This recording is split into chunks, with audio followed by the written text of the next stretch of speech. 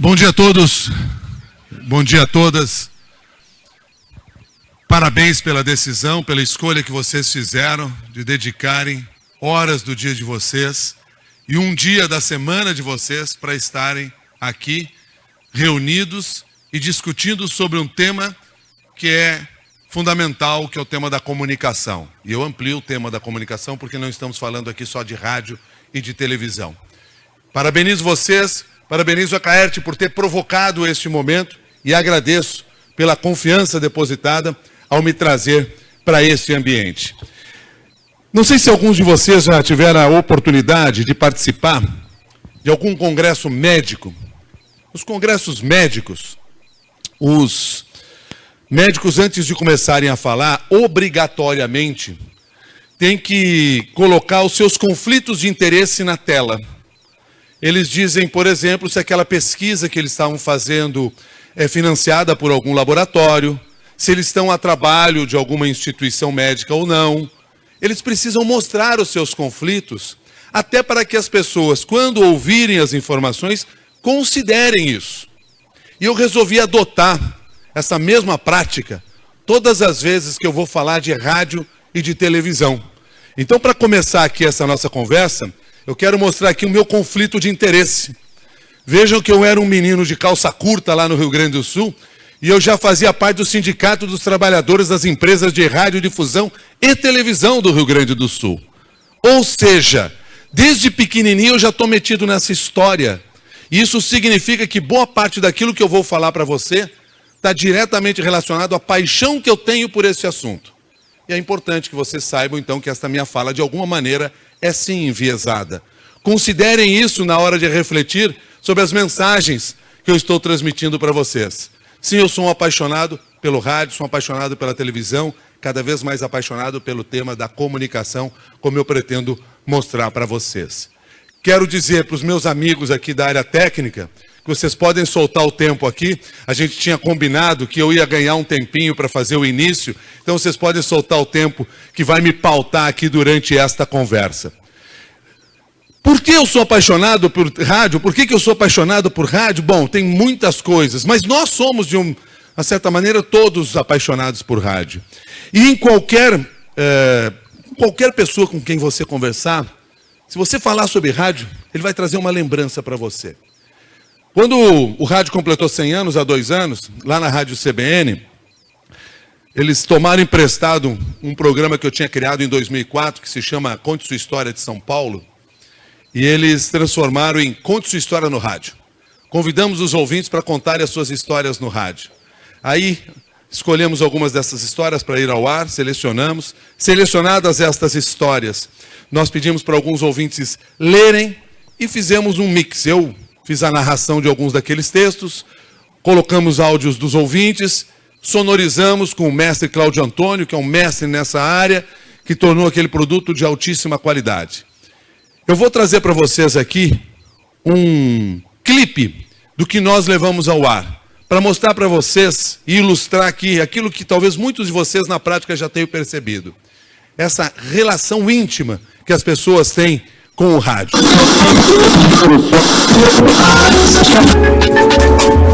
Conte sua história de São Paulo.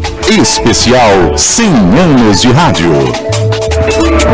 Eu sou Maria Buzolina e essa é a minha história do rádio em São Paulo. Todas as manhãs eu ia dar um beijo e desejar bom dia para minha avó. E ela estava ouvindo o rádio valvulado.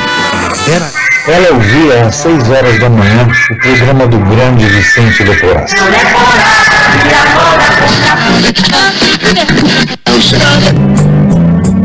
Quando eu já era adolescente, estar em casa era estar com o rádio ligado. Neste e em outros aparelhos, eu e meus irmãos passamos parte da infância e adolescência ouvindo 2 emissoras de AM aqui na capital paulista. A Difusora 960 e a Excelsior 780, a máquina do som, que deu lugar à CBN em 1991. Na época, o jornal da CBN era ancorado por Heródoto Barbeiro, e uma das minhas comentaristas preferidas era Lucy Hipólito. Porque você sabe, né, Heródoto, que o PMDB não é para amadores. Saudades dela. Todas as pessoas que falavam para nós, falavam de uma rádio, falavam de alguém do rádio, falavam de uma trilha sonora que marcava a sua história. Essa intimidade sentimental que as pessoas têm, essa memória afetiva, é que faz o rádio ser o que continua sendo. Cada um de nós tem uma trilha sonora na memória. Eu, por exemplo, tenho essa. E atenção, ouvintes, vai falar o correspondente Renner.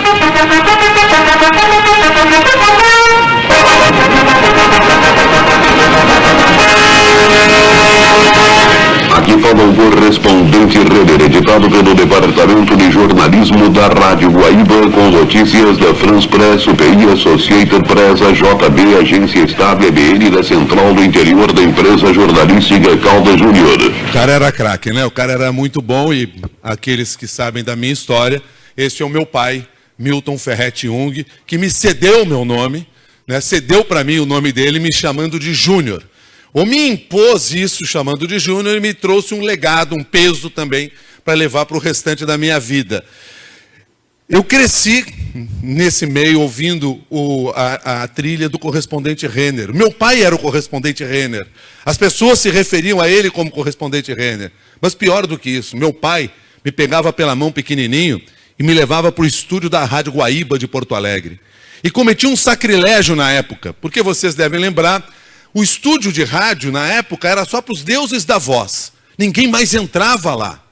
E meu pai me levava lá para dentro e me colocava sentado do lado dele enquanto ele fazia a narração do principal noticiário do rádio do Rio Grande do Sul na época. Você imagina os colegas de rádio, todos em volta, olhando pelo aquário, uma criança lá dentro. O que essa criança pode fazer? Essa criança pode rir, essa criança pode falar, essa criança pode gritar, essa criança pode respirar do lado do microfone e os ouvintes vão ouvir isso e vai ser um sacrilégio cometido. Foi naquele tempo que eu comecei a aprender o respeito que devemos ter pelo rádio e pelo microfone. Porque eu percebia naqueles 10 minutos de notícia que meu pai fazia, num silêncio total, morrendo de medo também, que eu tivesse que fazer algum barulho involuntário diante daquele microfone, e eu ficava olhando para aquele microfone, meu pai falando, e eu dizia, que coisa impressionante isso, porque ele fala aqui, um monte de gente deve estar ouvindo. E foi um momento que eu comecei a respeitar o microfone. Foi também um momento que eu disse, um dia eu vou falar nesse microfone. E esse dia não acabou até hoje. Eu adoro falar no microfone, mas é culpa do meu pai. Mas isso faz parte da minha vida. Cada um de nós deve ter uma trilha. Por exemplo, alguns em São Paulo, no Rio, devem ter... O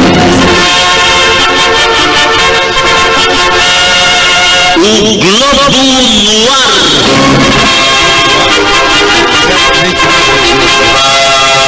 Tem outros que vão lembrar dessa outra trilha e acordavam...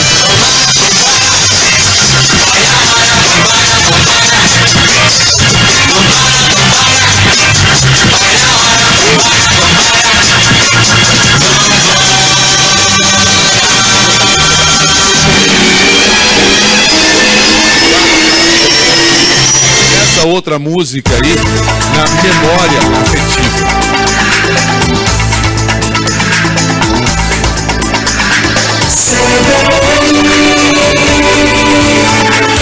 E aí eu fico muito feliz e a Bia me pediu desculpas quando me disse assim, eu era uma criança e eu ouvia você no rádio. E eu disse para ela, não me peça desculpa por isso, eu que te agradeço por você me ouvir, agradeço aos seus pais por ouvirem a CBN e fazer com que essa nova geração nos ouvisse. Não só a CBN, mas como todas as emissoras, porque são os pais que passam aos filhos isso. Os filhos são obrigados a ouvir rádio. E um dia eles aprendem que aquilo ali é um caminho, é um legado que fica para eles. O que eu estou querendo trazer para vocês aqui, e eu tenho certeza que se perguntar para cada um de vocês, aqui qual é a trilha, qual é o apresentador, qual é a rádio que marca a memória afetiva de vocês, cada um vai ter uma para falar. Porque isso é fundamental na relação e no fortalecimento, no empoderamento que o rádio tem. É essa memória afetiva que mantém o rádio vivo nas nossas vidas. É essa memória afetiva que fez com que o rádio superasse todas as crises que poderia ter. Essa memória afetiva, essa história e, claro, o fato de o rádio ser tecnologicamente inovador. Porque isso muitas vezes nós perdemos a noção. Porque quando vem a tal da televisão, lá em 1950, e todo mundo dizia que o rádio ia acabar, o rádio se reinventa pela tecnologia. A gente arranca aquelas válvulas de dentro de uma caixa de madeira, coloca o transistor e deixa o rádio na mão dos ouvintes, para que eles possam nos acompanhar. E a tecnologia continuou avançando e fez com que o rádio tivesse os mais diferentes formatos. E a gente fala hoje do rádio ser multiplataforma. Vamos lembrar que uma das plataformas que fez o rádio ser um sucesso foi a plataforma carro. Sim, porque quando este rádio foi parar no painel do carro, nós fizemos o rádio ganhar uma nova dimensão. Vamos lembrar que o primeiro rádio de carro se chamava Motorola. Sim, Motorola, de radiola, de vitrola, de eletrola, e aí vem o Motorola.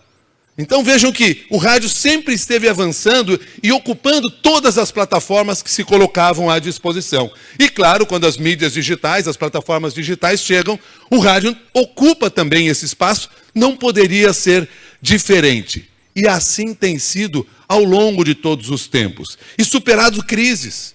A última crise que nós superamos, e aí eu confesso a vocês que eu quase acreditei nessa história, a última crise que nós enfrentamos foi a da pandemia.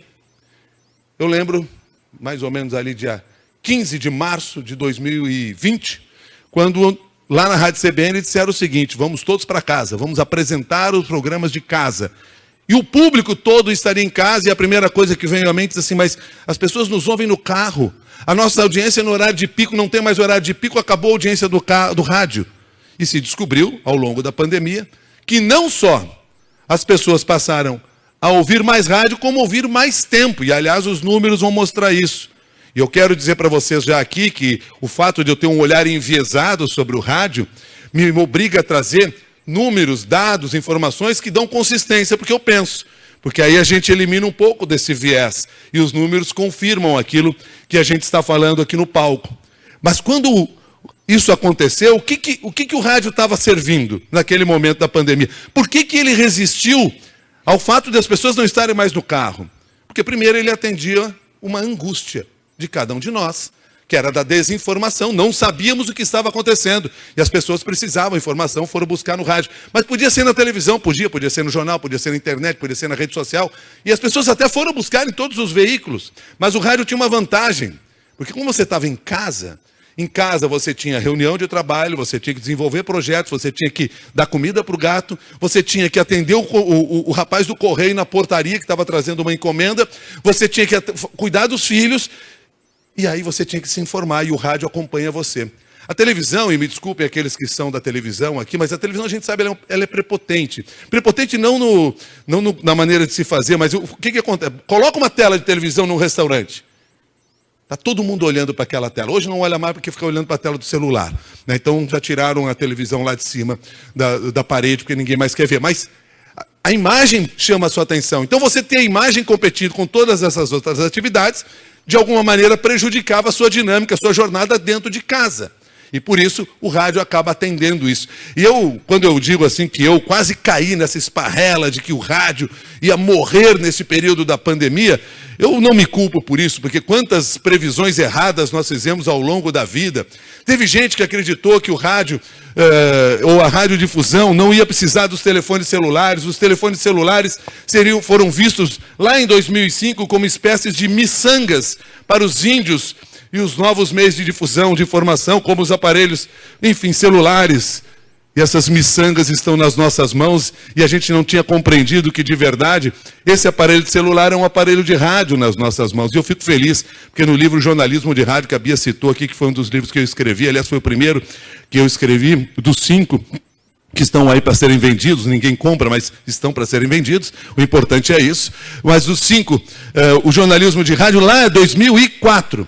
Em 2004 eu dizia, o celular vai ser o novo rádio. O novo rádio no sentido de você vai ouvir rádio por aquele aparelho de celular. E naquela época não se conseguia ouvir ainda. Só se ouvia se ele tivesse o FM.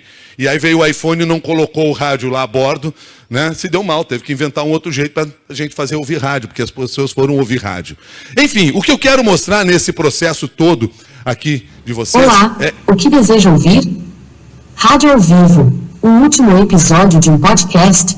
ou panorama Alexa, sobre ele. stop. Ok, obrigado por ouvir a rádio que toca notícia. É isso. agora a gente conversa com o rádio. Minha mãe era uma visionária. Sim, porque a dona Ruth,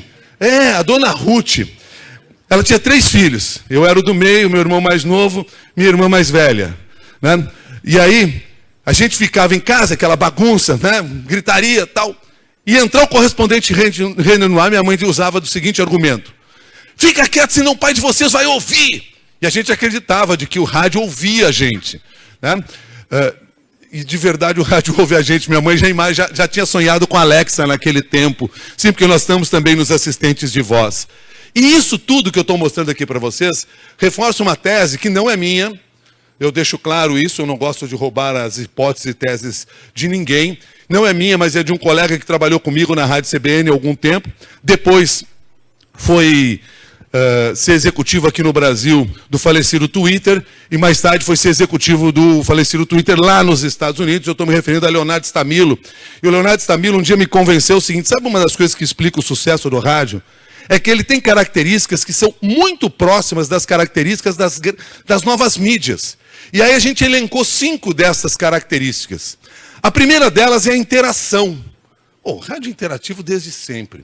Eu lembro quando cheguei em 98 na Rádio CBN, nós estávamos deixando de dar o telefone do ouvinte para informar o e-mail do âncora, né? E muita gente nos acusou na época: vocês são elitistas, porque agora as pessoas não vão poder falar com vocês. Mal sabia a desgraça que nós estávamos fazendo, né? Porque antes a gente só recebia uma reclamação por vez. Agora a gente recebe umas centenas de reclamações ao mesmo tempo, recebendo pelo e-mail na época, né? Agora a gente recebe pela Caverna do Diabo. Vocês conhecem a Caverna do Diabo, né? É o WhatsApp, né? Aquilo ali é a Caverna do Diabo, tá? E eu faço jornal, 4 horas de jornal com a Caverna do Diabo aberta na minha frente, né? E as pessoas dizendo tudo que elas querem, pensam, tal. Maravilha, é ótimo, né? Mas, nossa, minha terapeuta sofre comigo depois daquelas 4 horas. Mas enfim, mas é isso. O rádio sempre foi interativo. A segunda característica, mobilidade. Eu não preciso nem ensinar o padre a rezar a missa sobre a questão da mobilidade. O rádio, desde o momento em que fez aquela troca tecnológica lá no início da sua história, ele ganhou mobilidade. O rádio é pessoal. Há uma personalização. Há uma personalização no modelo de rádio que se faz. Há uma personalização no estilo de rádio, jornal ou jornalismo, esporte, música, dependendo da música, regional, nacional, pop rock, e aí sei lá mais quantas, funk, enfim. Todos os modelos que nós podemos ter, todos os segmentos, para cada tipo de público. Nós oferecemos produto para cada tipo de... Rádios diferentes oferecendo, o público pode escolher o que quer ouvir, pode escolher o que quer consumir, porque nós temos uma seleção de coisas para atender. Então, a personalização já faz parte do rádio. Aliás, não só a personalização dessa questão desse conteúdo, mas também de como nós atendemos as demandas das pessoas. Porque pesquisas mostram, e essa pesquisa que eu trago aqui para vocês foi dos 100 anos do rádio, feito pelo Cantar Ibope, mostra que as pessoas nos consomem por diferentes motivos. Elas querem muita informação, elas querem emoção. É a emoção que faz com que aquela memória afetiva nos faça continuar fortalecendo na audiência do rádio. Ela quer alguém ao seu lado e ela quer diversão. São aspectos diferentes. E nós podemos oferecer para as pessoas isso. Aliás, essa ideia desse conjunto da informação à diversão, nada aqui é contraditório. Tudo se soma. Eu lembro quando eu fazia rádio no início dos tempos e como faço rádio hoje. Hoje eu me dou direito a rir, a chorar, eu me dou direito a me emocionar. Na época que meu pai fazia rádio, a seriedade era fundamental. Você não podia dizer o que você sentia. Mas o tempo evoluiu, os profissionais de rádio evoluíram, o público fez novas demandas e nós oferecemos isso para o público. Lembrem, vamos pegar o falecido Cid Moreira. Se vocês lembrarem o Cid Moreira no início do Jornal Nacional, e aí vocês vão para o Cid Moreira na apresentação do Mr. M, é uma evolução. Porque, na verdade, ele avançou com o tempo. Aquele âncora do Jornal Nacional lá no início dos tempos era uma coisa. O âncora do Fantástico apresentando o Mr. M é outra. Mudou a demanda, mudou a forma de nós apresentarmos. O público nos quer mais humano, mais próximo dele. E isso faz uma tremenda diferença. A ideia daquele locutor de rádio que lê friamente toda a informação, de ponta a ponta, essa daí pode ser facilmente substituída. Mas a ideia do locutor de rádio humano, e me desculpem vocês, eu estou falando o locutor, mas a locutora de rádio também, infelizmente, a gente ainda tem esse discurso que é muito machista na hora de falar, e aí por isso eu peço desculpas a vocês.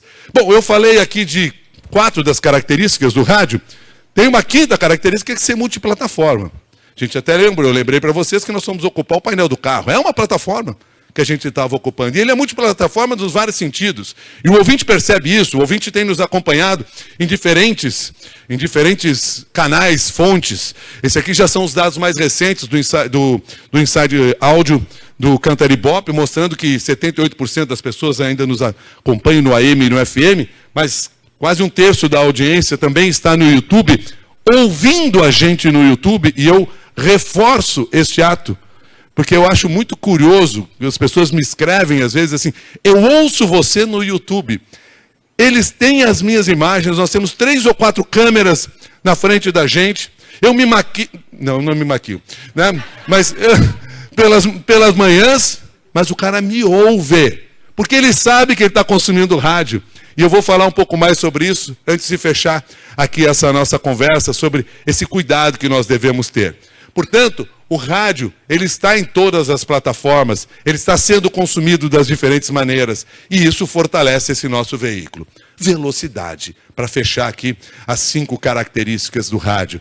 E aí, pregar de novo aqui, entre os crentes, porque nós sabemos muito bem ao longo do tempo que o dinamismo do rádio, a agilidade, faz com que o rádio atenda a demanda das pessoas. Tanto é verdade que as pessoas identificam com muita clareza, 77% das pessoas ouvidas pelo Inside Áudio disseram que o rádio é uma fonte rápida, ou seja, elas identificam isso, entendem isso. E outras coisas que eu vou mostrar para vocês que elas entendem também com muita clareza quem nós somos e por que nós chegamos até aqui. São 5 características que estão muito próximas das novas redes sociais, das novas mídias e que têm a ver com o rádio. Ou seja, o rádio, com mais de 100 anos, é um veículo inovador. Como me disse Alberto Dines em um determinado momento, e essa frase será reproduzida ao final da nossa conversa, o rádio é a mídia do futuro. Por uma curiosidade, entrevistei Alberto Dines na época que se falava dos 20 anos da internet. E ele estava entusiasmado mesmo com as possibilidades que o rádio tinha através da internet já naquele tempo.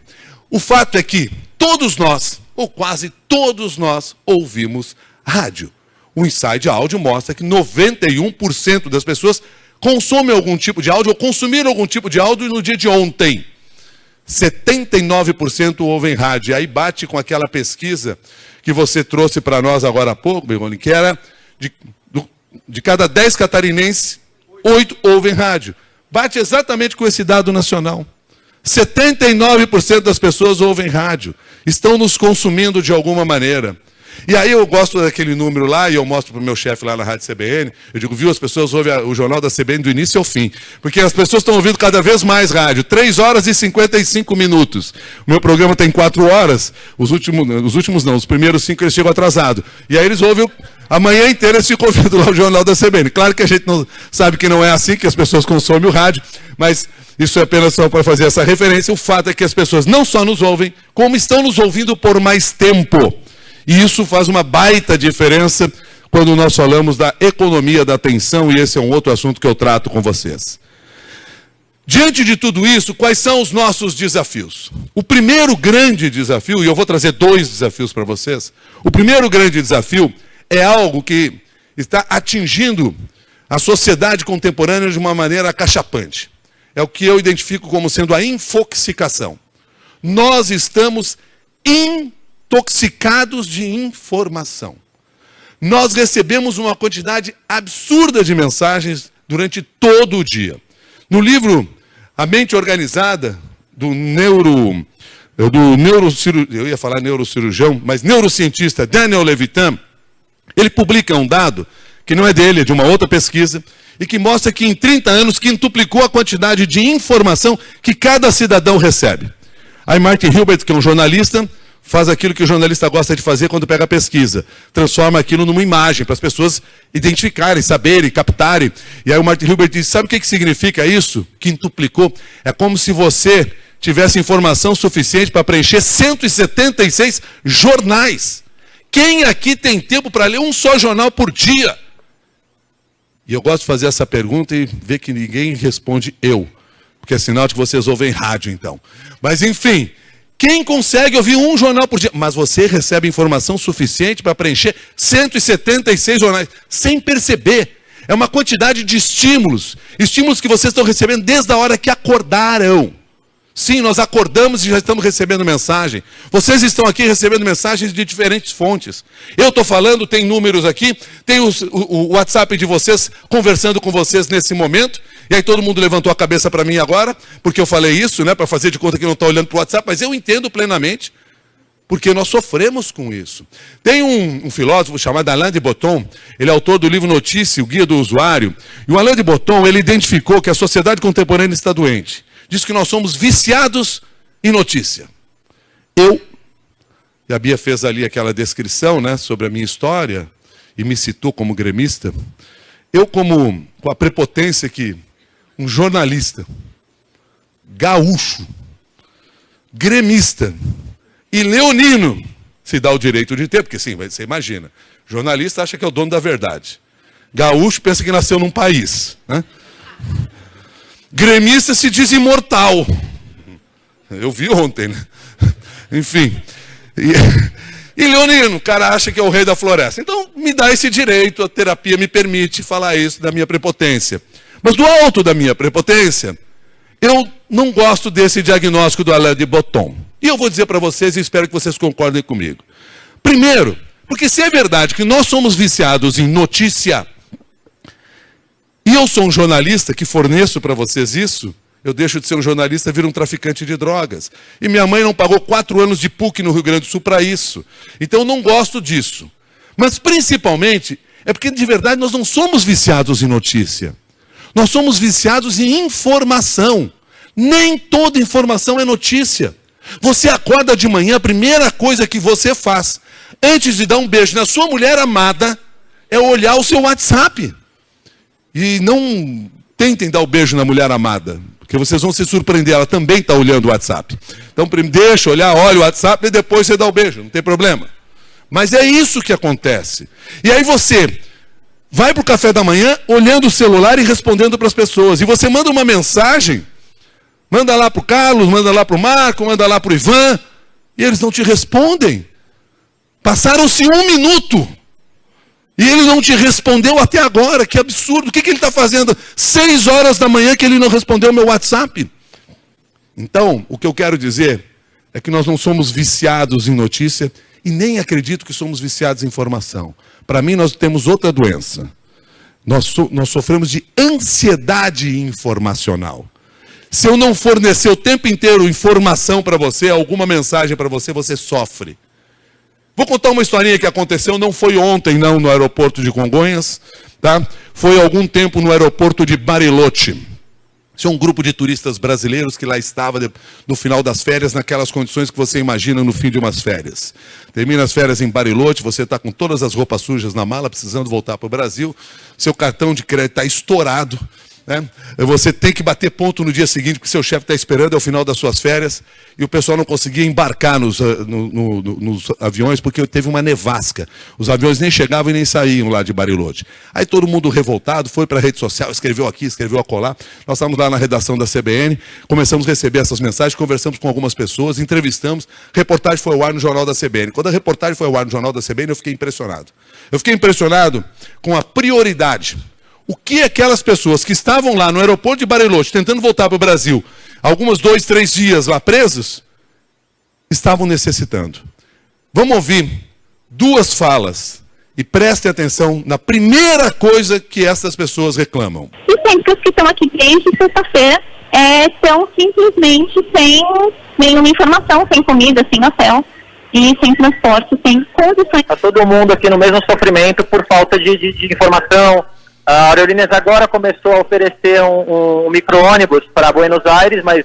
Os dois, Antes de transporte, antes de comida, antes de hotel, o que eles falaram? Falta de informação. Informação. Volta aqui. Volta lá. Vai passar tudo todo mundo aqui no mesmo sofrimento. Informação. Virou artigo de primeira necessidade. E olha a oportunidade que nós temos. Se as empresas aéreas naquele momento deviam estar sofrendo nas suas salas de crise, tentando resolver o problema daqueles passageiros. Mas eles se esqueceram de falar para eles o que estavam fazendo. Eles só precisavam ser saciados dessa ansiedade informacional que nós sofremos. E olha a oportunidade que o rádio tem de atender a essas pessoas, levando informações até elas. E por que o rádio? Porque o rádio tem credibilidade. Essa aqui é a fala da diretora do Cantaribope na última análise de números que fez. O rádio é um importante veículo para compartilhar notícias e cultura. Ele expressa credibilidade junto à população. E nós não podemos perder nunca a noção disso. Vejam esse outro número. Credibilidade é o nosso negócio. 58% das pessoas ouvidas pelo Cantaribope disseram confiar no rádio. Confiar na informação que é publicada no rádio. 50% disseram que escutar o rádio é uma maneira de combater isso que chamam de fake news. Eu prefiro chamar de desinformação, porque se é fake não é news. Se é falso não é notícia. Isso é importante a gente fazer a diferença. Porque quem faz jornalismo busca a verdade possível. Quem produz desinformação desconstrói a verdade. São duas coisas completamente diferentes. E parabéns ao trabalho que vocês fazem aqui em Santa Catarina para tentar desconstruir essa ideia e mostrar o quanto a informação é fundamental e precisa ser preservada. Mas tem um outro dado. O fato de você ficar preso em aviões te ajuda a ler muito. E eu li ontem quando estava vindo para cá, e por isso anteontem, aliás, porque eu estava em Belém do Pará, vindo para São Paulo antes de vir para cá. E eu, no avião de Belém do Pará para São Paulo, e por isso eu já incluí esse dado aqui nessa nossa apresentação, eu li numa revista da ESPM, da faculdade, num trabalho que eles estão fazendo junto com outro observatório, que é o Opina Consultoria, e eles foram identificar o seguinte: onde você consome informação de política? A maioria do público consome informação de política na televisão. O rádio aparece em terceiro ou quarto lugar. Mas olha a curiosidade. Quando perguntaram em quem você acredita, 48% disseram que acreditam na notícia de política no rádio. Eles fizeram um recorte só de política, tá? Tema relacionado à política. 48% no rádio. Mais do que o jornal, mais do que a televisão, que ainda é o principal produto de notícias de política da maior parte do público, segundo essa pesquisa, que ouviu 1.000 pessoas, e que vai se desenvolver aí para outras áreas. Mas o rádio aparece com confiança, com credibilidade. Isso é fundamental, até para vocês que trabalham na área comercial. Porque você tem a credibilidade como um valor agregado a esse produto. E tem um outro ponto, eu adoro trazer esses dados aqui. Esses dados também são desse ano, eu adoro trazer esses dados para o pessoal da área comercial. Para aquela turma que garante o nosso trabalho no dia a dia. Por quê? Se nós vivemos na economia da atenção, se tudo que o Instagram, o TikTok e qualquer outra rede social quer de você a sua atenção, é isso que as pessoas estão disputando. E o rádio conquista espaço nessa luta, nessa competição.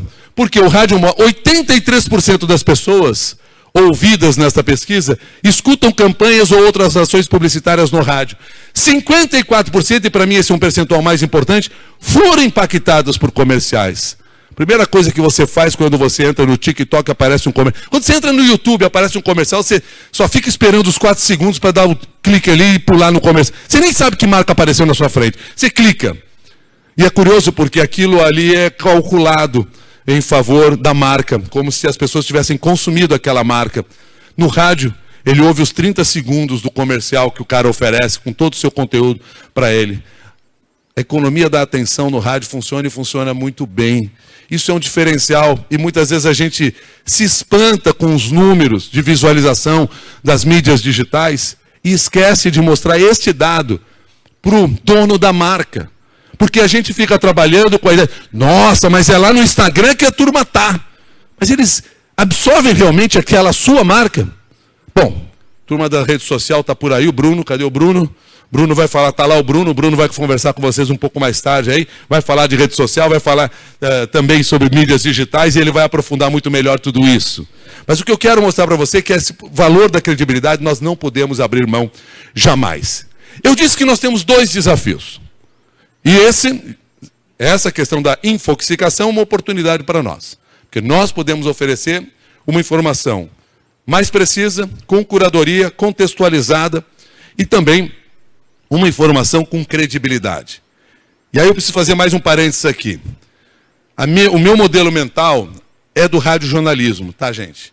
Então tem muita gente de rádio musical que talvez não concorde com algumas coisas que eu fale, mas eu coloco aqui um outro viés, então, desse meu olhar. Eu trabalho com o modelo mental do radiojornalismo, mas eu espero que algumas das informações que eu traga para vocês aqui, esteja trazendo para vocês nesse palco, sejam informações que sirvam para vocês refletirem em todos os modelos de rádio do próprio veículo. Mas deixo claro que sempre quando eu estou falando aqui, geralmente eu estou impactado pela ideia do radiojornalismo, que é onde eu nasci, onde eu vivi, e você sabe que o diabo sabe mais por velho do que por diabo, então foi aí que eu aprendi as coisas. Por isso que eu falo muito do radiojornalismo. Mas eu disse que nós temos 2 desafios e 2 oportunidades. O primeiro é esse. As pessoas estão consumidas de informação, mas eu posso oferecer uma informação mais clara e dizer para ela, isso é importante, isso é relevante, isso vale a pena ser discutido, o restante você pode deixar de lado. Ou pelo menos eu tento oferecer isso para as pessoas. O segundo desafio é a inteligência artificial. O Alexandre Gonçalves, que está aqui conosco, cadê você, Alexandre? Está lá o Alexandre? Vai se aprofundar nesse tema e eu vou prometer não dar muito palpite na sua área, Alexandre. Deixar com você que é o especialista nesse assunto, mas eu não posso deixar de falar de inteligência artificial aqui com as pessoas que estão ao nosso lado. Porque a inteligência artificial está impactando toda. A inteligência artificial generativa está impactando todos nós e de uma forma muito contundente. Não é por acaso que o Val Harari, que é um dos grandes pensadores da vida moderna, diz que é a tecnologia mais poderosa já criada pela humanidade, porque é a primeira que pode tomar decisões. E aí ele faz essa comparação. A bomba atômica só explode quando eu quiser e onde eu quiser. A IA pode explodir em qualquer lugar. Ela manda, dependendo da situação. Dependendo da situação. Da maneira que eu utilizar a inteligência artificial. Eu acho sempre o Harari um pouco assim, mais alarmista do que precisa, mas é bom que tenhamos pessoas assim. Agora mesmo, quando eu ouvi o secretário falando aqui, chamando a atenção para a questão da dengue, diz, tomara que não seja assim, não quero ser alarmista, mas é isso, a gente precisa chamar a atenção para que as pessoas estejam prevenidas, para até que um mal não aconteça. É a mesma coisa em relação à inteligência artificial. Nós temos que estar preparados para esse cenário. Um cenário que é fundamental e que tem colocado dúvida na cabeça de todo mundo. As pessoas querem saber, a IA vai substituir o ser humano? A IA ameaça o nosso emprego? É ético usar a IA? A IA virou uma amiga, né? Que nem a Alexa, assim, né? É a nossa amiguinha agora. Bom, eu vou dizer sim para todas essas perguntas. A IA vai substituir o ser humano? Vai. Se o ser humano não se adaptar. A IA vai ameaçar o seu emprego? Vai. Se você só fizer funções que não têm criatividade, não exigem criatividade de você. A IA, é ético usar a IA? É, dependendo como nós usarmos a IA. O fato e o principal aqui é a gente ter na mente o seguinte, nós temos que mudar essa equação, nós temos que mudar esse modelo que ainda nos impacta, de discutir se é IA versus inteligência artificial versus inteligência humana. Nós temos que mudar a equação. É inteligência humana mais inteligência artificial. Nós temos que usar como auxiliar do nosso trabalho. Nós não podemos dar as costas para essa realidade. E nós temos muito a crescer utilizando a inteligência artificial, e não só na criação jornalística, não só na produção do rádio, mas na própria gestão do negócio de vocês. Então, não é subtração, é adição. E nós precisamos ter isso em mente. Hoje todo mundo já trabalha de alguma maneira com IA. Claro que eu digo todo mundo, mas a gente exagera, tem muita gente que tem medo. Mas você já escreve, você já tem ideia, você já dubla, você já revisa, você já resume, você já traduz.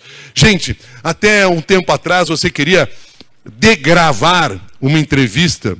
Você perdia 1 hora fazendo aquilo. 1 hora reescrevendo aquilo. Ouvia um pouquinho e reescrevia, ouvia um pouquinho e reescrevia. Você joga na máquina e te resolve em minutos, vem todo o texto lá, se não menos tempo do que isso. Eu vou abrir mão dessa tecnologia, porque eu tenho medo dela? Então tem que estar preparado e usar o seu potencial. O Jornal Globo, aliás, fez uma coisa bem interessante recentemente, há alguns meses.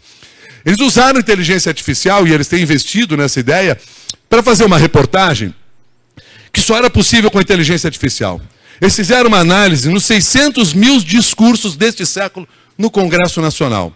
2 jornalistas participaram dessa produção com aplicação da inteligência artificial. Se esses 2 jornalistas não tivessem inteligência artificial, trabalhando 8 horas por dia, 7 vezes por semana, eles levariam 2 anos e meio para fazer esse levantamento. Eles levaram 3 meses para conseguir produzir esse tipo de reportagem, levantando todo o conteúdo. Mas por que tanto tempo? A máquina não traduz tudo isso muito mais rápido? Sim, mas aí entra o papel do jornalista, porque você não pode pegar uma informação pura e simples e só publicar. Você tem que pesquisar, você tem que entender, você tem que fornecer dados corretos, você tem que corrigir alguns desses dados quando chegam lá. Você tem uma intervenção humana que se faz necessária para que esta tecnologia realmente nos permita. E aí foi curioso, porque eles fizeram esse levantamento nos 600 mil discursos desse século no Congresso e trouxeram alguns dados que são interessantes para a gente pensar sobre outros desafios que nós temos pela frente. Os discursos, ao longo do tempo, encolheram 39%. Do início do século para cá, encolheram 39%, tem muito a ver com esse impacto que as próprias redes sociais têm no nosso dia a dia, na mudança do nosso discurso, da nossa fala. Alguns discursos cabiam no Twitter, né? Mas enfim, é um pouco de exagero. Mas, sem dúvida, eles encolheram. Tem um dado que é preocupante, porque também se percebeu que se passou a usar 30 mil palavras a menos. E aí serve de alerta para vocês e para todos nós. Porque, claro que lá no Congresso Nacional eles estão refletindo o que existe na sociedade no dia a dia. E nós estamos enfrentando uma grande crise, uma doença quase. Nós sofremos de anorexia vocabular. Sim, nós sofremos de anorexia vocabular. Nós empobrecemos o nosso vocabulário. Carl Gustav Jung, meu tio mais velho e famoso, né, o mestre na terapia, sabia disso desde cedo. Porque ele percebia, por exemplo, que os pacientes dele não sabiam definir os seus sentimentos. Porque quando eu só tenho 2 sentimentos, uma felicidade ou alegria, eu empobreço a minha relação. Porque nem tudo é só felicidade, nem tudo é só alegria. Entre uma e outra existe uma nuance de sentimentos. E se eu não sei descrever, porque eu não tenho vocabulário apropriado para isso, é difícil até diagnosticar e curar. É difícil até de tratar as questões que nós sofremos. Eu estou pegando só o campo da terapia, porque a terapia eu gosto muito dela. Não pelo tio em si, mas enfim, a terapia se faz necessária na vida de todos nós. Mas nós sofremos de anorexia vocabular. Nosso vocabulário está perdendo riqueza. E quanto mais jovem a geração, menor é a extensão vocabular. O que passa a ser uma vantagem competitiva para os 50 a mais. Sim, nós vamos falar sobre inteligência artificial mais à frente e vocês vão ver o quanto ter um vocabulário mais apropriado faz com que você consiga fazer com que aquela máquina funcione melhor para você. Agora, a turma do tipo assim não vai conseguir falar com a máquina. A máquina não vai entender como deveria entender. Porque nós não temos vocabulário para falar. Nós temos que aprofundar o nosso vocabulário. E isso não impacta só a nossa relação com a máquina, essa empatia digital que nós devemos ter. Isso impacta o nosso dia a dia. Porque se eu não sei dizer para vocês o que eu quero, você não tem como saber o que vai me dar. E as pessoas têm problemas nesse campo da comunicação. E aí, claro, com essas dificuldades, todo mundo morre de medo quando descobre que uma rádio na Polônia, uma rádio pública na Polônia, resolveu demitir todos os seus profissionais e transformar tudo em avatares. E começou a fazer a programação e causou uma crise na Polônia. Né? Por quê? Porque as pessoas disseram, que isso? O que está acontecendo? Sem contar que é uma rádio pública ainda. Né? E aí o gestor lá da rádio disse que se a inteligência artificial é mais uma oportunidade, uma ameaça para os meios de comunicação, rádio e jornalismo, vamos procurar respostas para essa questão. De verdade, ele fez um teste que deu errado. Porque quando ele coloca no ar só os avatares, e achou que era a grande solução que ele tinha, ele teve uma reação do público. Sabe aquele público, lá no início da nossa conversa, que ouvia a música da Jovem Pan, que ouvia a música da CBN, da Globo, das emissoras aqui, uma emissora que você pega lá em Xanxerê, uma emissora que você ouve em Xaxim, né? Nas cidades pelo interior de Santa Catarina, aquela emissora que está no nosso lado, aquele locutor, aquele influenciador, que a pesquisa mostra aqui da Caerte, ele nunca vai ser substituído por um avatar. O avatar nunca vai gerar esse tipo de sensação. Então nós não devemos ter medo disso. Claro que nós vamos ter exageros. É claro que muita gente... Bom, desde o início da história do rádio tem sido assim. É exagero, o rádio morre. Não, não é isso que vai nos substituir, não. O que pode nos substituir é a nossa incapacidade de fazer o trabalho que nós devemos fazer. Então o que será de nós? Quais são os nossos desafios? Eu vou trazer aqui uma palavra da Marta Gabriel. Marta Gabriel é uma mestre no pensamento digital. Eu a entrevistei no programa Mundo Corporativo, e ela é uma parceira minha também num curso de comunicação que eu estou lançando agora no final do mês. Eu gosto muito do trabalho dela. E nós estamos discutindo assim, como é que nós vamos encarar toda essa transformação digital e a própria inteligência artificial? E ela disse assim, tem um caminho, Milton, desenvolver pensamento crítico. Desenvolver o pensamento crítico se faz necessário. E eu digo, mas o que é o pensamento crítico? E ela me responde. A gente já falava da necessidade do pensamento crítico. O primeiro pilar do pensamento crítico é saber perguntar.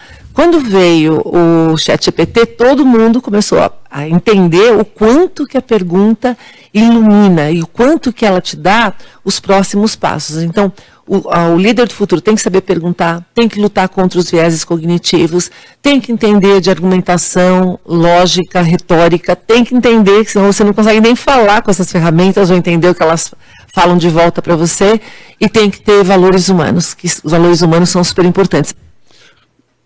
Saber perguntar, lutar contra vieses, argumentação, lógica, retórica, valores humanos. 4 itens que a Marta Gabriel citou, para que a gente consiga tirar e explorar o máximo possível de inteligência artificial. 4 itens que estão diretamente relacionados às relações humanas. A interação humana. Saber perguntar é tudo que o jornalista tem que fazer na vida, faz na vida. Quanto melhor a sua pergunta, quanto mais qualificada a sua pergunta, mais qualificada a resposta.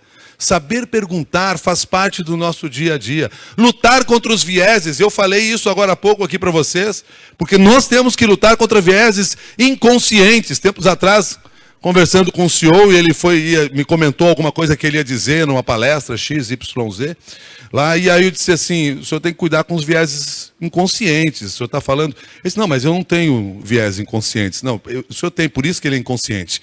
Né? Assim, não, ele seria consciente. Nós temos, e nós temos que ter consciência disso, nós temos que entender isso, senão não vai dar certo. Argumentação, lógica, retórica, isso é do dia a dia. Nós precisamos investir nisso. E claro, temos que ter valores humanos para fazer comunicação. Mas eu quero terminar aqui com uma proposta que eu vou dizer assim, é revolucionária, disruptiva. Vamos hackear o pensamento, essas coisas que os coaches gostam de falar e todo mundo fica feliz, eu uso também de vez em quando, só para dar uma mexida com as pessoas.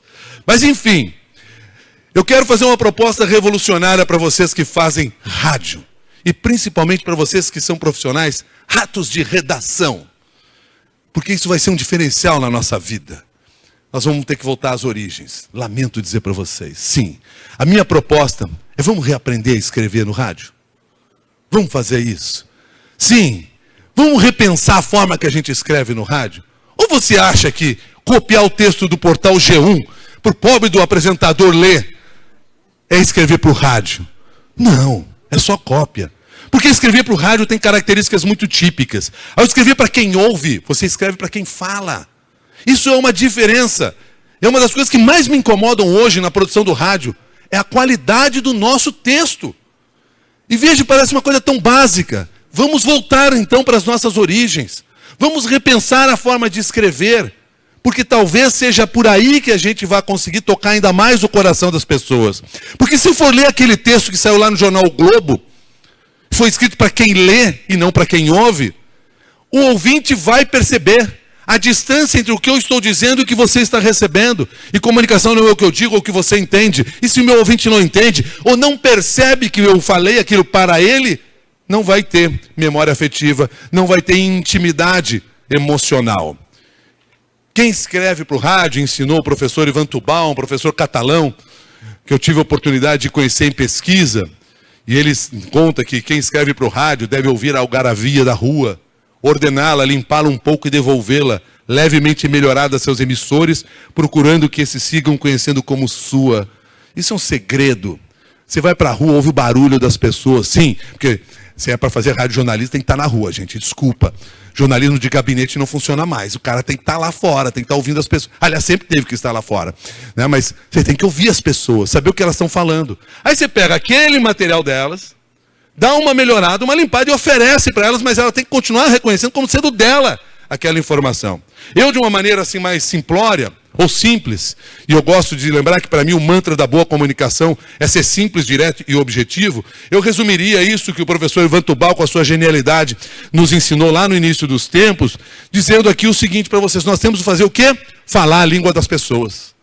Nós adoramos falar línguas maravilhosas. Às vezes, a gente pega um noticiário lá de Brasília, e aí reproduz para as pessoas aqui, nem nós entendemos direito. Quando eu digo, por exemplo, no noticiário de PL, PL é partido ou é projeto de lei? Pois é.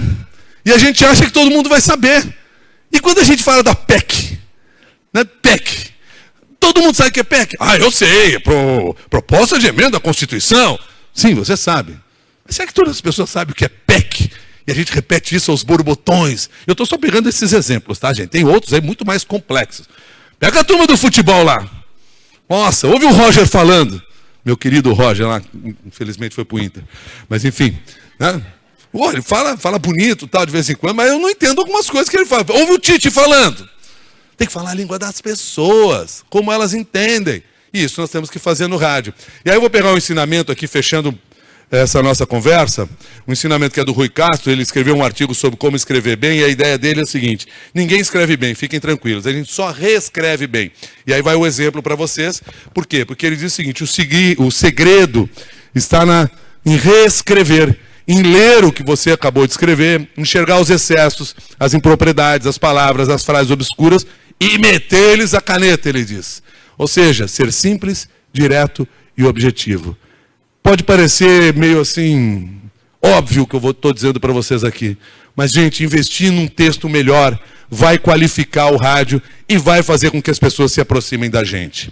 E por que isso? Porque o rádio tem uma narrativa muito própria.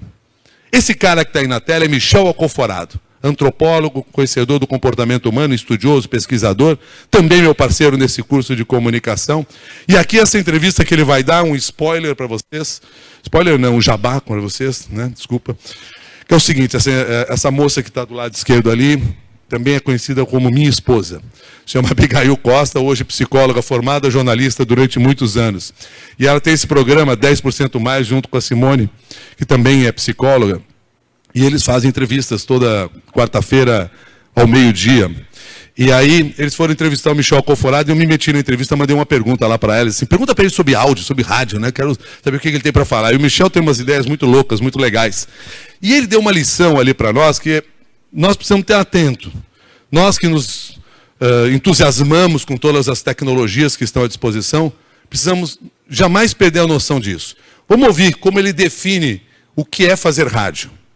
Agora, eu acho que tem um outro ponto importante também, sobretudo quando a gente está falando de rádio, que é uma ideia, né, de que o rádio é mais do que só uma mídia. O rádio é um jeito de comunicar. Eu tenho falado isso para vários amigos jornalistas, assim. Quando eu, por exemplo, monto um canal no YouTube, né, por exemplo, você tem lá o Globoplay, e ela está no YouTube. Por mais que seja imagem, não é um programa de TV ou não é um canal de YouTube, né? É o rádio com sua lógica de construção de comunicação num outro formato, né? Numa outra mídia. Então esse jeito rádio, que é um jeito de conversa, que é um jeito de estruturação de tempo, eu acho que ele veio mais do que nunca para ficar.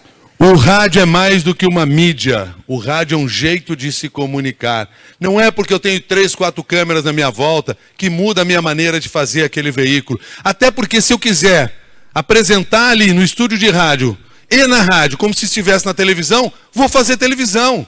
E a televisão faz melhor. Então, nós temos que ter noção disso. Por isso o ouvinte diz, eu ouço vocês no YouTube, mesmo tendo imagem.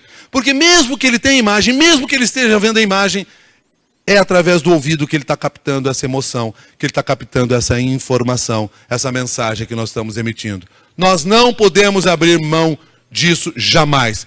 Por que que inventaram um tal de Waze e as pessoas continuam ouvindo rádio para saber a notícia do trânsito? Porque ele quer o contato com o outro, com o ser humano. Nós precisamos disso. Precisamos ficar por aí. Não podemos abrir mão disso. Isso é fundamental.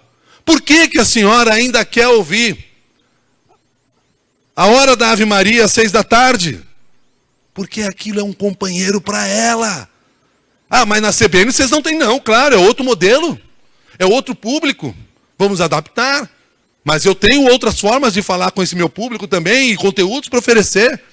Então nós não podemos perder mão disso. Porque senão nós começamos na prepotência de fazer rádio, entendemos desse assunto, e começar a desconectar das pessoas, vivendo só as nossas bolhas e realidades. E às vezes comprados aí por ideias mirabolantes e que esquecem que o ser humano é fundamental. Aliás, o ser humano é fundamental em todos os sentidos. Chris Anderson, que é o CEO do TED, TED é essa plataforma de palestras e conhecimento, ele disse uma frase que para mim é genial. Ele, quando chegou lá no TED, ele percebeu que aquelas palestras de 18 minutos, se você transcrevesse, degravasse, que é uma palavra bonita, né? Se você transcrevesse aquelas palestras, as pessoas poderiam ler aquela palestra em 9 minutos. E disse, olha que legal. Uma palestra que você fica 18 minutos assistindo, você pode consumir 2 de 9 minutos. Só que o teste dele, a pesquisa, foi à frente. E aí ele descobriu o seguinte, que quando você assiste uma palestra de 18 minutos, você absorve mais informação do que quando você lê 2 palestras de 9 minutos cada uma. Ou seja, no mesmo tempo, mas com uma palestra só, você absorve muito mais. Foi daí que ele disse que é a dimensão humana que transforma informação em inspiração. E isso tem tudo a ver com o rádio. Se você acha que fazer rádio e conquistar o ouvinte ainda é algo que só a tecnologia basta, você talvez esteja fazendo outra coisa, mas não necessariamente rádio. E por isso a minha sugestão aqui final, oferecendo tempo para que vocês façam as perguntas que quiserem, se é que querem ainda fazer alguma pergunta, mas eu fico aberto a todos. A minha sugestão final é que antes de investir no ChatGPT, invistam no GPT. Invistam em gente para trabalhar. Porque gente para trabalhar ainda é necessário, o ser humano ainda se faz necessário.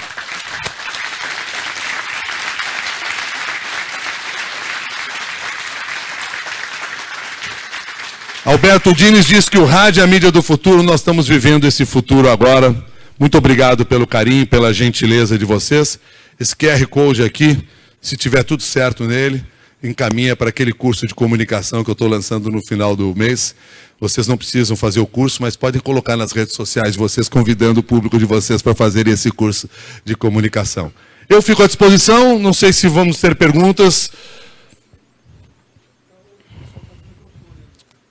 Inspiração, é sobre isso mesmo que tivemos hoje. Muito obrigada. Obrigado. Olha só, ele me entregou, né? Disse que eu tietei, gente. Tietei sim. Cresci ouvindo Mito Jung. Muito obrigada. E agora, então, vamos abrir para perguntas. Quem tiver uma pergunta pode levantar o braço. O microfone já está rodando pela plateia. Já temos um lá. Fica à vontade. Bom dia. Bom dia. Muito obrigado pela palestra. Seu nome? Guilherme, Rádio Operativa Braço do Norte. Eu tenho uma teoria de que nós vivemos ainda em tribos, né? Nós somos um povo tribal, o ser humano é tribal, porque a gente escolhe pessoas que tenham pensamentos próximos. E o grande desafio é comunicar para todas essas tribos. Como fazer isso? Tem uma lição de um psicólogo, eu adoro os psicólogos, não só porque eu estou casado com uma, mas eu tenho uma lição de Luiz Ernesto Meirelles, é um psicólogo carioca que infelizmente morreu muito cedo. Mas ele deixou uma lição para todos nós, que serve para isso que você falou, e serve para todos os demais problemas que nós enfrentamos no dia a dia.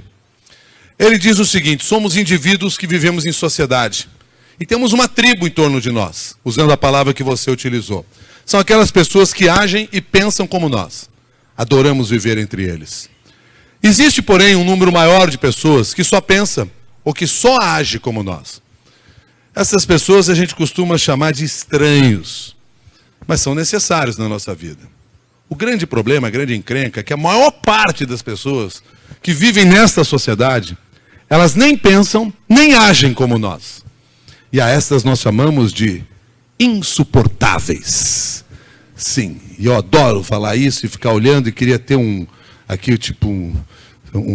aplicativo que enxergasse a mente de vocês, para ver quem é o insuportável que apareceu na cabeça de vocês agora.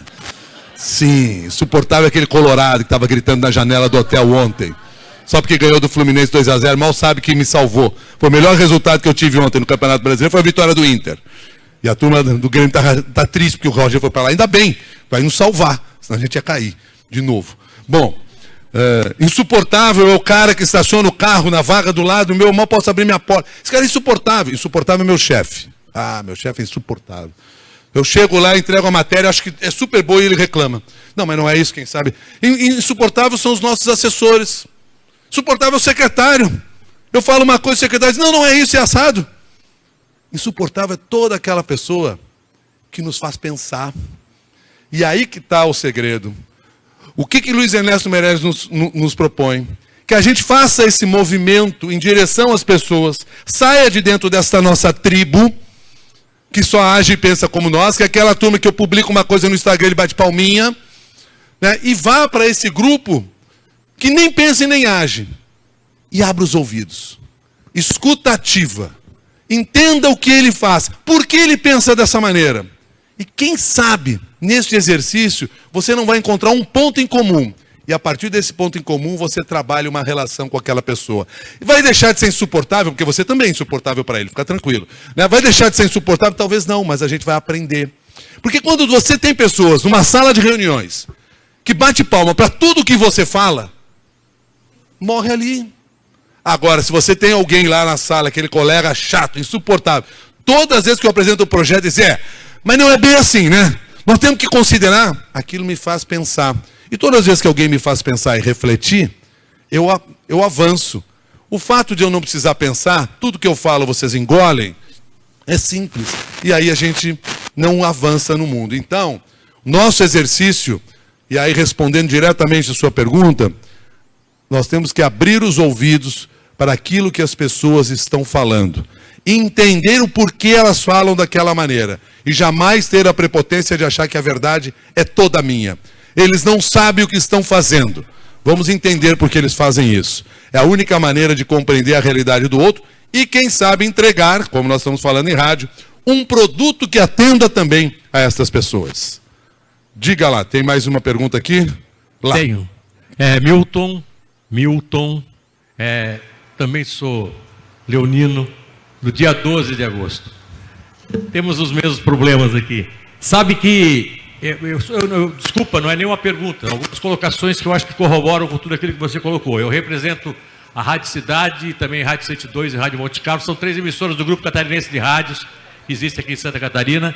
E assim, eu comecei também com a mesma história, vendo o microfone, não com meu pai não trabalhava nessa área, mas uma madre de um colégio onde eu estudava, ela perguntou um dia se por acaso alguém queria fazer parte da missa. Eu tinha 9 anos. Para fazer parte da missa no domingo na capelinha do colégio, significava falar naquele microfone para ler as leituras bíblicas. E eu era tão apaixonado pelo microfone que eu virei o leitor de leituras bíblicas com 9 anos de idade. Indo mais para frente sobre o que você colocou, da importância do rádio como fator de comunicação, principalmente numa hora que nós teremos assim, um fato extraordinário.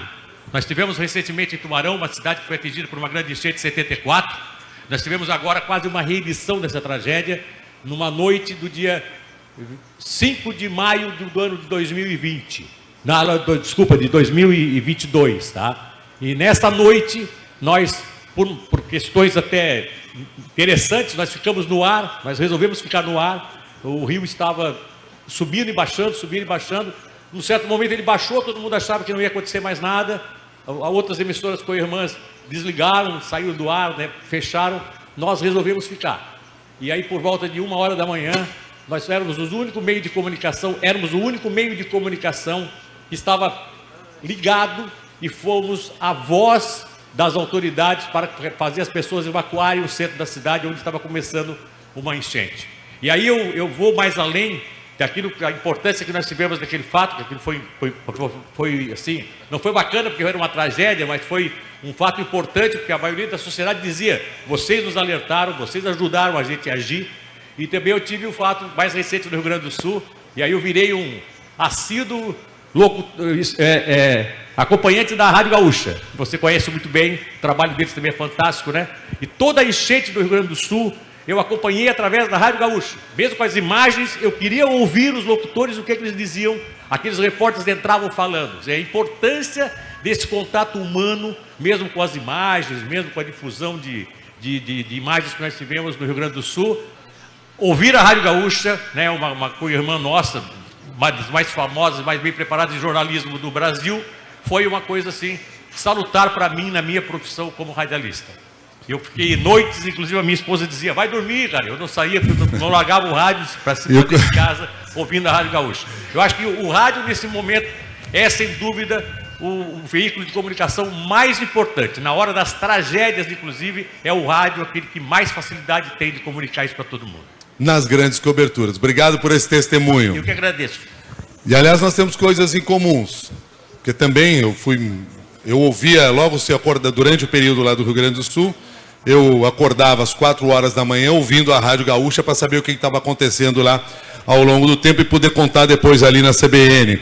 E a segunda coisa é que também, todos os domingos, eu estou fazendo lá a segunda leitura, lá na igreja, lá em São Paulo.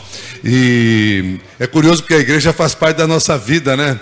O meu pai começou, nem tão católico ele era, mas ele começou na rádio Alto da Colina, que era a rádio da igreja, lá onde ele morava, em Porto Alegre. Ele fazia a locução, lia as cartinhas dos namorados que eram enviados, e naquela época meu pai já separava bem as funções, porque quando o pessoal chegava para fazer o trabalho inicial, todo mundo tinha que fazer a locução e cuidar do som, né? E ele dizia assim, não, cada profissional na sua área, e ele devia ter uns 15 anos já, né? Cada profissional na sua área, tem que ter um técnico para o som, e eu sou do microfone. Ele só cuidava do microfone, o técnico do som, então ele respeitava já, tem essa coisa de acumular função, desde cedo. No fundo ele era malandro, ele não queria trabalhar muito, mas enfim, beleza. Mais alguma pergunta? Aqui na frente. Deixa eu interromper um minutinho, só para avisar que essa será a última pergunta, tá bem? Porque precisamos encerrar. Eu entendi, a minha resposta tem que ser mais rápida, é isso que eles quiseram dizer. Entendi. Embora leonina, vou usar menos tempo. Tá bom. Bom dia. Gostaria de perguntar para ti como a gente, como gestor, faz para estimular, para trazer os novos jornalistas para essa realidade de precisar fazer jornal de verdade, precisar fazer notícia de verdade, né? A gente percebe hoje essa situação de que vem muita coisa pronta e eles pegam, copiam, colam, né? E vocês tinham essa prática de não conseguir se desligar, né, da rádio. Sai da rádio e continua pensando, acompanhando em casa e ficando ligado 24 horas no que está acontecendo no mundo. A gente percebe que a geração nova, e espero que ninguém fique triste comigo aqui, mas que eles estão naquele 5 horas, 6 horas trabalhando ali e depois como se acabasse, né? E a impressão que a gente tem é que não tem, o jornalista é uma profissão que ele não tem como parar de ser jornalista, né? Porque o que está acontecendo no mundo o tempo inteiro, 24 horas acontecendo coisas, e você tem que, quando voltar para trabalhar, ter uma noção mínima do que aconteceu enquanto você estava fora, né? Então, na nossa realidade, eu encontro essa dificuldade, assim, como fazer para trazer os novos jornalistas para essa vontade, né?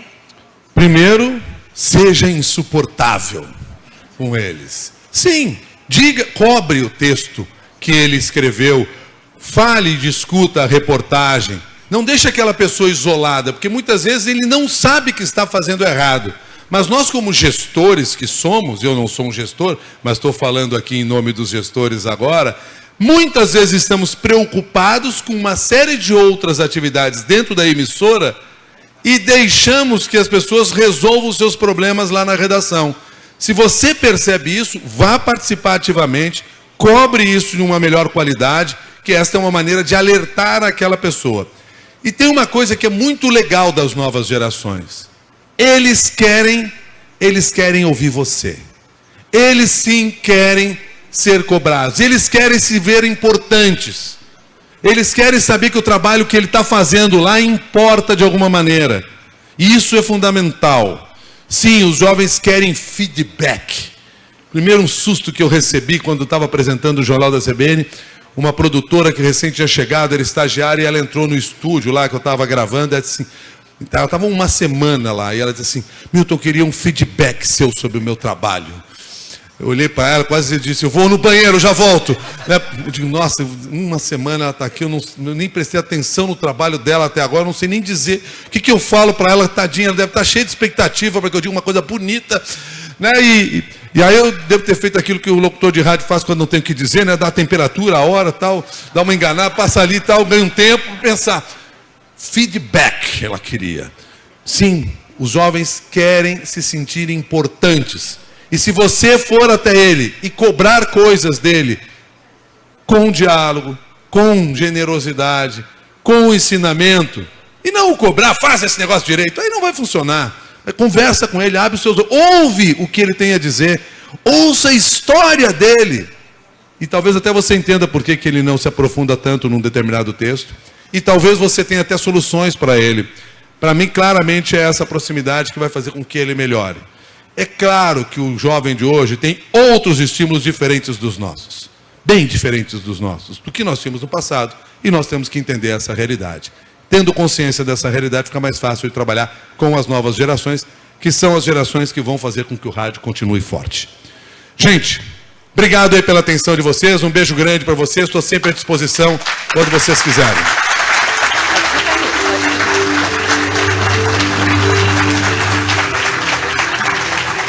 Eu convido o jornalista João Cavalazzi, da comunicação do TCE, para fazer a entrega de uma lembrança ao nosso palestrante Milton Jung. Eles vão me dar um microfone para eu ficar falando sozinho. Cada um microfone, leva o microfone.